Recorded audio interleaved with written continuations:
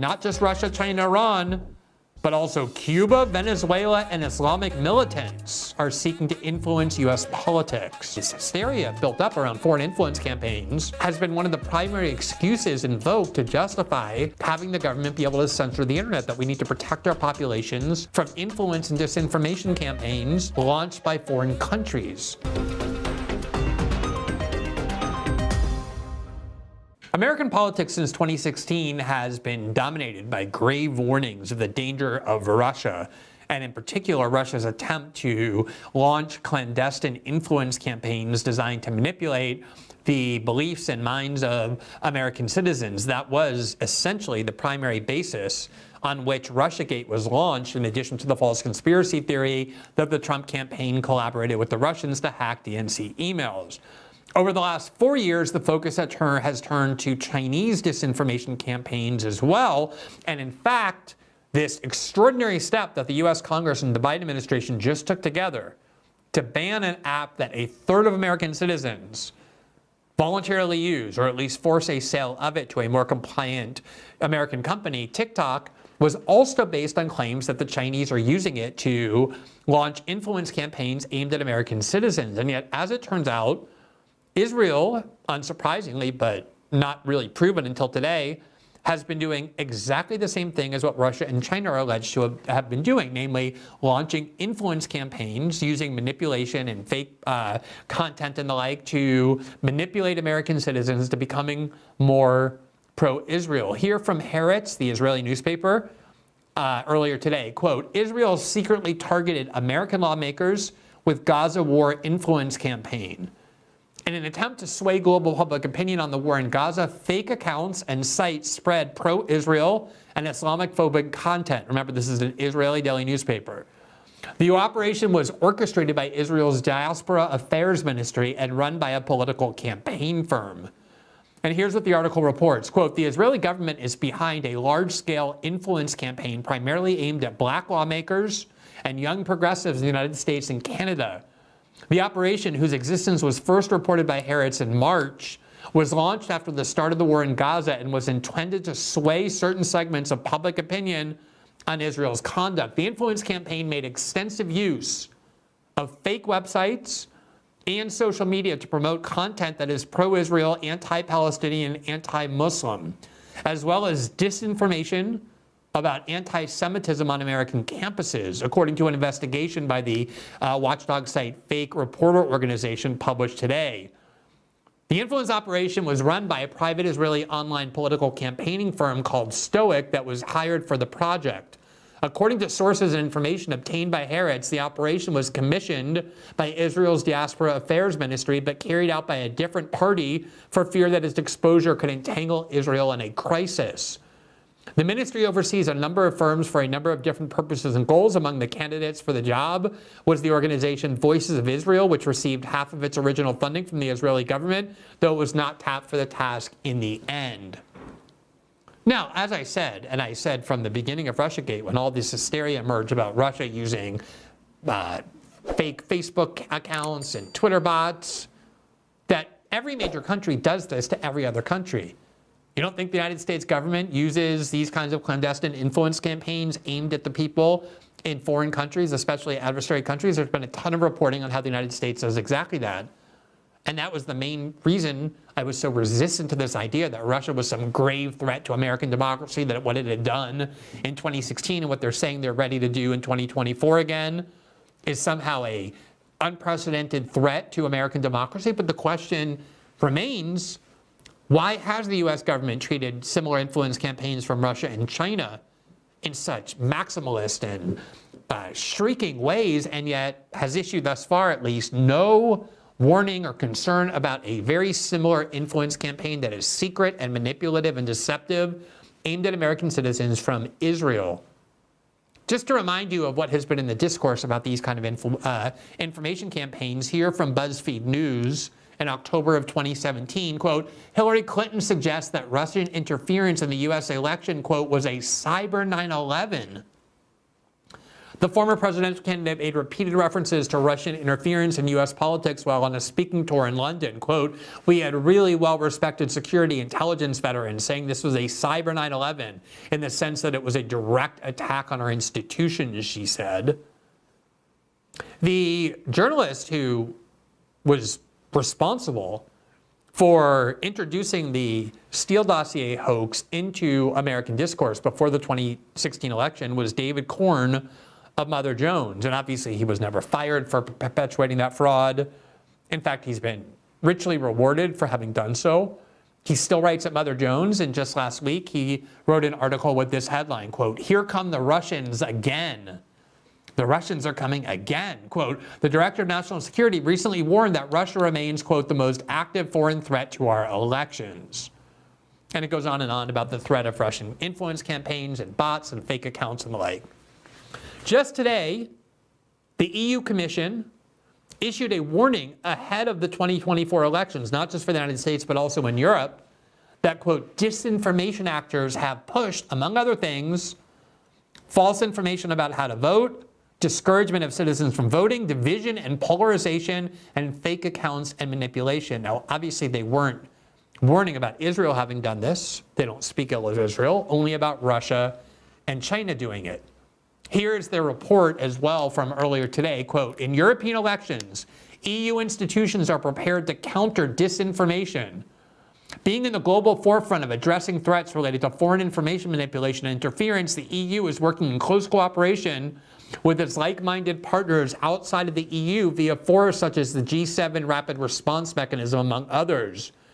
To raise resilience to external interference attempts, the EU has developed a dedicated toolbox to counter foreign information manipulation and interference, including a set of tools ranging from situational awareness and resilience building to legislation and diplomatic levers." Now remember that fear-mongering over foreign influence campaigns, they ultimately ended up blaming not only Trump's victory over Hillary Clinton, but also Brexit on Russian disinformation. This hysteria built up around foreign influence campaigns has been one of the primary excuses invoked to justify having the government be able to censor the internet, that we need to protect our populations from influence and disinformation campaigns launched by foreign countries.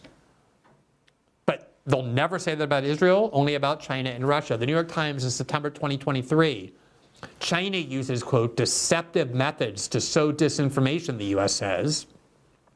The accusations reflect worry in Washington that China's information operation poses a growing security challenge to the United States.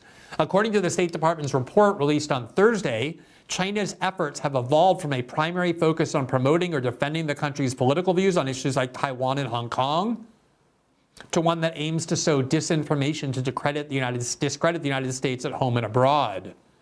This has included accusations about the origins of a COVID pandemic, the new security partnership between the United States and Australia, and Russia's invasion of Ukraine. Here from Reuters of 2024, just to give you a sense for how dominant and pervasive these threats are regarding Russia and China. Foreign attempts to sway U.S. election dangerously high and are rising, officials say. Quote, "An increasing number of foreign actors, including non-state actors, are seeking to influence U.S. elections. And Russia, China, and Iran, while the most significant, are far from alone," U.S. officials told a Senate committee on Wednesday. Specifically, Russia remains the most active foreign threat to our elections. Director of National Intelligence Avril Haines said, quote, "The Russian government's goals in such influence operations tends to include eroding trust in U.S. democratic institutions, exacerbating socio-political divisions in the United States, and degrading Western support to Ukraine." They regard any messaging that's contrary to the U.S. financing of the war in Ukraine as being a Russian government plot. That's why if you oppose their war in Ukraine, the Biden administration's, you will immediately be deemed either an asset of or an operative for the Kremlin, because according to them, you're promoting their views. Quote, Democratic Senator Mark Warner, the Senate's Intelligence Committee's chairman, said declassified information assessments identified not just Russia, China, Iran, but also Cuba, Venezuela, and Islamic militants. And a range of foreign activists and profit-motivated criminals are seeking to influence U.S. politics. I mean, I just read you the report from the Israeli newspaper Haaretz based on reporting from this watchdog site, also reported today by the New York Times, that Israel has a massive campaign of deceit and disinformation designed to secretly influence American citizens and American lawmakers to adopt poor pro-Israel views. They're in front of my house all the time. So I have a feeling for what feelings they have. But we have to think about what we're doing. And what we have to do is try to stop the suffering in Gaza. This is women and children, people who don't have a place to go. So let's address that. But for them to call for a ceasefire is Mr. Putin's message. Mr. Putin's message. Make no mistake, this is directly connected to what he would like to see.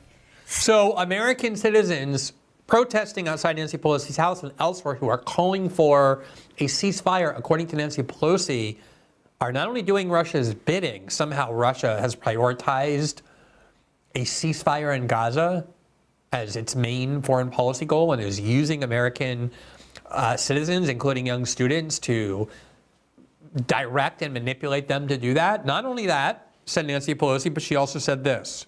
Same thing with Ukraine. It's about Putin's message. I think some of these protesters are spontaneous and organic and sincere.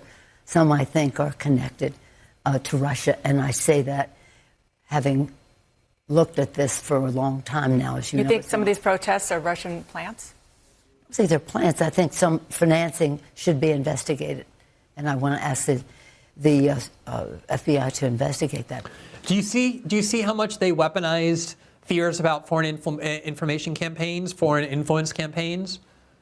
There are protesters who oppose Nancy Pelosi's support of Israel who are protesting, and she immediately accuses them of being plots from the Kremlin and says, I want the FBI to go after them and investigate them to see if they have ties to the Russian. I mean, this is derangement. You have no basis whatsoever for saying that these protesters have any connection to the Kremlin, but she wants to call on the FBI to go and investigate them. Now, she also had a different conspiracy theory about foreign influence campaigns and these protesters outside of her house that she shared with us in late January of 2024. Here's what she said.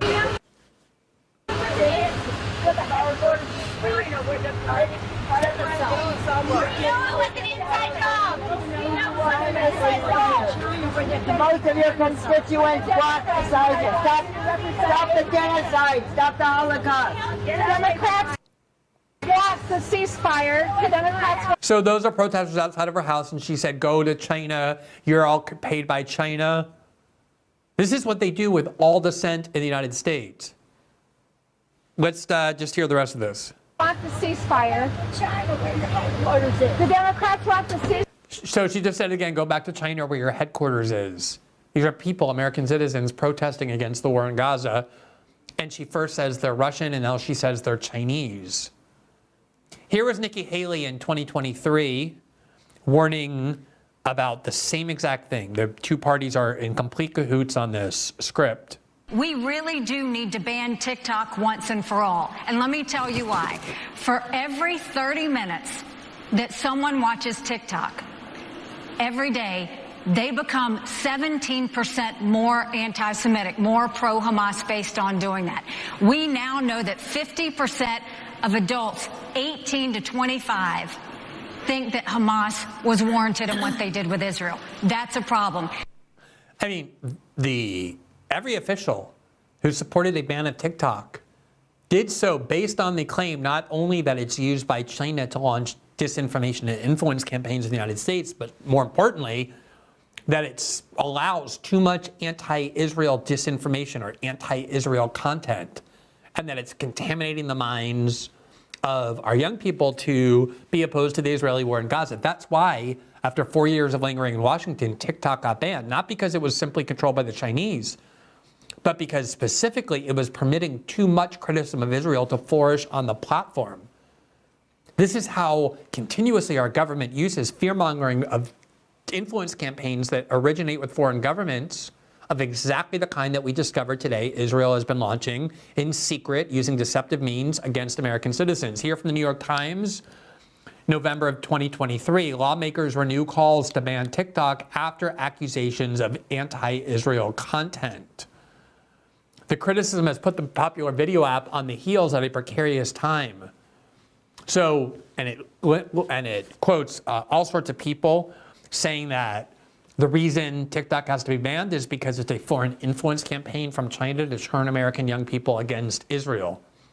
So you can see how much, not just fear-mongering, but how much actual control of the internet has been seized and censorship imposed based on the claim that Russia and China are manipulating American citizens to think a certain way. And yet, I can guarantee you that none of the people who are warning of that will raise a single iota or voice of objection to learning that Israel is doing exactly the same thing. And I think the question that we should ask is what accounts for those extremely different standards.